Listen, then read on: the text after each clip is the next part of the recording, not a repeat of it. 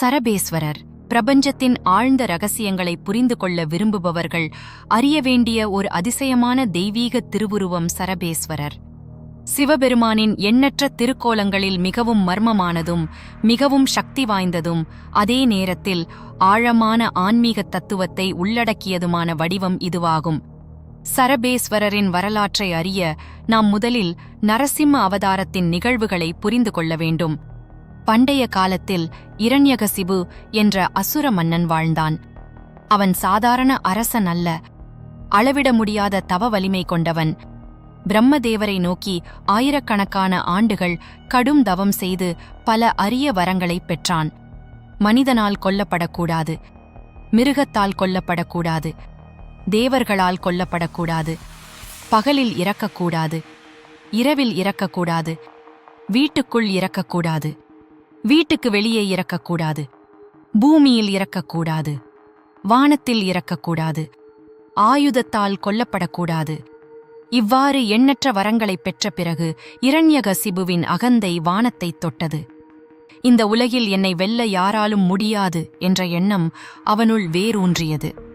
அவன் தேவர்களை துன்புறுத்தினான், முனிவர்களின் யாகங்களை அழித்தான், வேத ஒலிகள் கேட்கக்கூடாது என்று கட்டளையிட்டான், எங்கும் தன்னையே வணங்க வேண்டும் என்று ஆணையிட்டான். ஆனால் இறைவனின் திருவிளையாடல் வியப்பானது. அந்த அசுர மன்னனின் மகனாகப் பிறந்த பிரகலாதன் மகாவிஷ்ணுவின் தீவிர பக்தனாக வளர்ந்தான். பிறந்த நாளிலிருந்தே அவனது நாவில் நாராயண நாமம் இருந்தது. அவன் கண்களில் பக்தி இருந்தது, இதயத்தில் இறை நம்பிக்கை இருந்தது. அவனது சுவாசமே நாராயணன். இதைக் கண்டு இரண்யகசிபு கோபத்தில் கொதித்தான். எத்தனையோ வழிகளில் மகனை திருத்த முயன்றான். ஆனால் முடியவில்லை. பின்னர் அவனை அழிக்க முயன்றான். விஷம் கொடுத்தான், பாம்புகளிடம் போட்டான், யானைகளால் மிதிக்கச் செய்தான், நெருப்பில் எரிக்க முயன்றான், கடலில் வீசினான், மலையிலிருந்து தள்ளினான். ஆனால் ஒவ்வொரு முறையும் இறைவனின் அருள் பிரகலாதனை காப்பாற்றியது. இறுதியாக ஒரு நாள் இரண்யகசிபு தன் மகனை நோக்கி கேட்டான், நீ கூறும் நாராயணன் எங்கே இருக்கிறான்? பிரகலாதன் அமைதியாக பதிலளித்தான், அவர் எங்கும் இருக்கிறார். உடனே இரண்யகசிபு ஒரு தூணைக் காட்டினான். இந்த தூணிலும் இருக்கிறானா? ஆம். அந்த வார்த்தை முடிந்தவுடன் இரண்யகசிபு தூணை ஓங்கி அடித்தான். அடுத்த நொடி பிரபஞ்சமே அதிர்ந்தது. ஒரு பேரொலி எழுந்தது. தூண் இரண்டாகப் பிளந்தது. அதன் உள்ளிருந்து வெளிப்பட்டார் நரசிம்மர். அவர் மனிதனும் அல்ல, மிருகமும் அல்ல, சிங்கமுகமும் மனித உடலும் கொண்ட தெய்வீக வடிவம். மாலை நேரம், பகலும் அல்ல, இரவும் அல்ல, அரண்மனை வாசற்படி, உள்ளும் அல்ல, வெளியும் அல்ல. தன் மடியில் அமர வைத்து, பூமியிலும் அல்ல, வானத்திலும் அல்ல, நகங்களால் மார்பை கிழித்தார். ஆயுதமும் அல்ல. இவ்வாறு பிரம்மனால் அளிக்கப்பட்ட ஒவ்வொரு வரத்தையும் மீறாமல் இரண்யகசிபுவை அழித்தார். தர்மம் வெற்றி பெற்றது. பக்தன் காப்பாற்றப்பட்டான். அதர்மம் அழிந்தது. ஆனால் அந்த நிகழ்விற்குப் பிறகு ஒரு பெரிய பிரபஞ்ச ரகசியம் வெளிப்பட்டது. இரண்யகசிபுவை வதம் செய்த பிறகும் நரசிம்மரின் உக்கிரம் தணியவில்லை. அவரது கோபம் தொடர்ந்து அதிகரித்தது.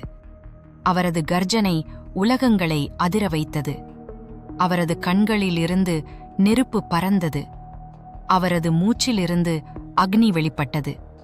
தேவர்கள் அஞ்சினர், முனிவர்கள் நடுங்கினர், பூமி அதிர்ந்தது, கடல்கள் கொந்தளித்தன, பிரபஞ்ச சமநிலை குலையத் தொடங்கியது. முதலில் தேவர்கள் மகாலட்சுமியிடம் வேண்டினர். அவள் வந்தாள். ஆனால் நரசிம்மரின் உக்கிரம் முழுமையாக தணியவில்லை. பிரகலாதன் வந்தான். அவனது பக்தி நரசிம்மரை அமைதிப்படுத்த முயன்றது. ஆனால் அந்த உக்கிர சக்தி இன்னும் பரவிக்கொண்டே இருந்தது.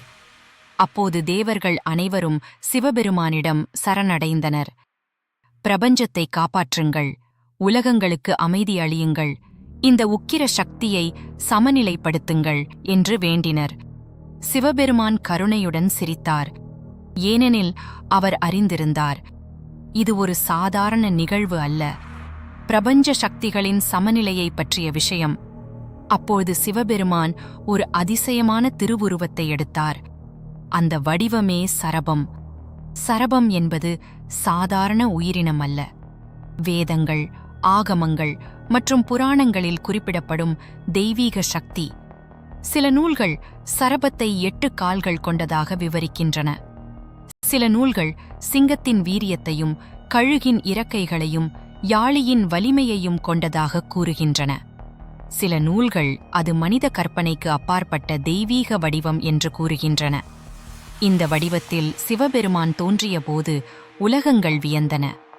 அவரது 2 இறக்கைகளிலும் சக்தி தேவியர் குடியிருந்தனர்.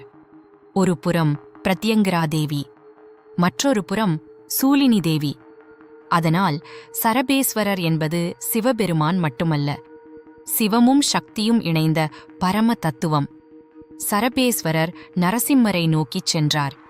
2 உக்கிர சக்திகள் நேருக்கு நேர் சந்தித்தன.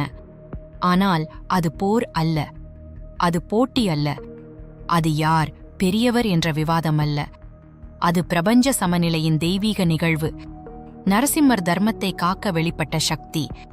சரபேஸ்வரர் அந்த சக்தியை மீண்டும் அமைதிக்குள் கொண்டு செல்ல வந்த ஞான சக்தி.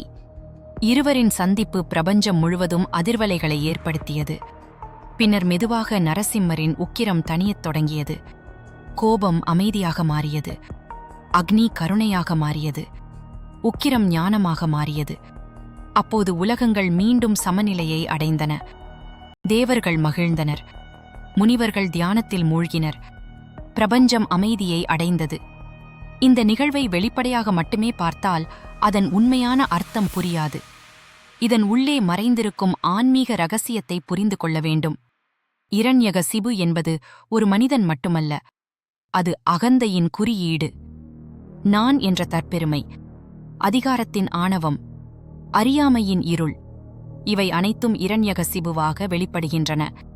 பிரகலாதன் என்பது பக்தியின் குறியீடு, நம்பிக்கையின் குறியீடு, உண்மையின் குறியீடு, சரணாகதியின் குறியீடு. நரசிம்மர் என்பது தர்மத்தை காக்க எழும் தெய்வீக சக்தி, அதர்மத்தை அழிக்கும் ஆற்றல், அநீதிக்கு எதிராக எழும் இறைநீதி. ஆனால் சரபேஸ்வரர் அதைவிட உயர்ந்த தத்துவம். அவர் சமநிலையின் குறியீடு, கோபத்தை கருணையாக மாற்றும் ஞானம், உக்கிரத்தை அமைதியாக மாற்றும் ஆன்மீக முதிர்ச்சி. மனித வாழ்க்கையில் இதுவே மிக முக்கியமான பாடம். பலர் எதிரிகளை வெல்வதை வெற்றி என்று நினைக்கிறார்கள். ஆனால் உண்மையான வெற்றி உள்ளே இருக்கும் கோபத்தை வெல்வதில்தான் உள்ளது. பலர் உலகத்தை மாற்ற முயல்கிறார்கள், ஆனால் தங்களை மாற்ற முயலுவதில்லை.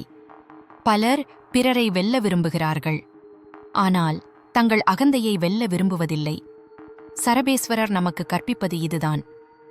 முதலில் உன்னை நீ வெல். ஏனெனில் வெளி எதிரி எவ்வளவு பெரியவனாக இருந்தாலும் அவனை வெல்ல முடியும். ஆனால் உள்ளே இருக்கும் அகந்தையை வெல்வது மிகவும் கடினம். அதற்கு இறையருள் தேவை, அதற்கு ஞானம் தேவை, அதற்கு சரபேஸ்வரரின் அருள் தேவை. தமிழகத்தில் சரபேஸ்வரர் வழிபாடு மிகவும் சிறப்பு வாய்ந்ததாக கருதப்படுகிறது. குறிப்பாக திருபுவனம் கம்பஹரேஸ்வரர் ஆலயத்தில் சரபேஸ்வரர் மிகுந்த மகிமையுடன் அருள் பாலிக்கிறார். அங்கு பக்தர்கள் ஆயிரக்கணக்கில் வந்து வழிபடுகின்றனர். கம்பம் என்றால் நடுக்கம், ஹர் என்றால் அகற்றுபவர், பயம், பதற்றம், மனக்குழப்பம் ஆகியவற்றை நீக்குபவர் என்பதால் கம்பஹரேஸ்வரர் என்று அழைக்கப்படுகிறார்.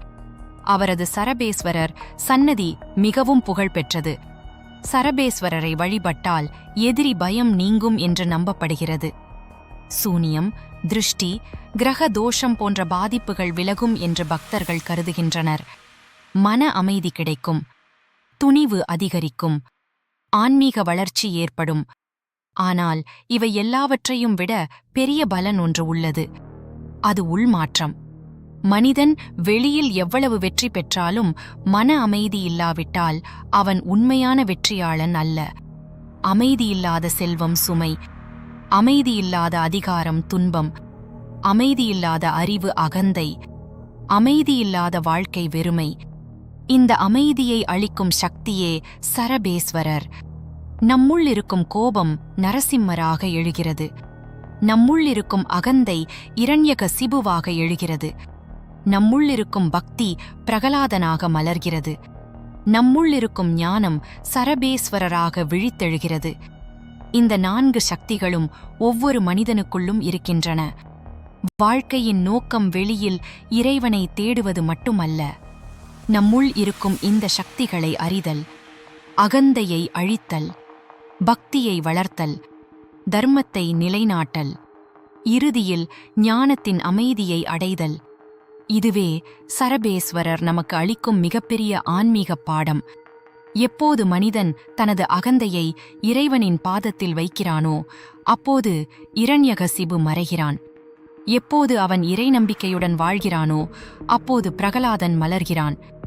எப்போது அவன் தர்மத்திற்காக நிற்கிறானோ அப்போது நரசிம்மர் எழுகிறார். எப்போது அவன் அனைத்தையும் சமநிலையுடன் பார்க்கிறானோ அப்போது சரபேஸ்வரர் விழித்தெழுகிறார். அந்த விழிப்பே உண்மையான ஆன்மீகம். அந்த விழிப்பே உண்மையான முக்தி. அந்த விழிப்பே இறைவனுடன் ஒன்றாகும் நிலை. அந்த நிலையை நோக்கி மனிதனை வழிநடத்தும் சிவபெருமானின் அதிசயமான அரிய பரம ரகசிய திருவுருவமே ஸ்ரீ சரபேஸ்வரர். ஓம் சரபேஸ்வராய நம. ஓம் நம சிவாய.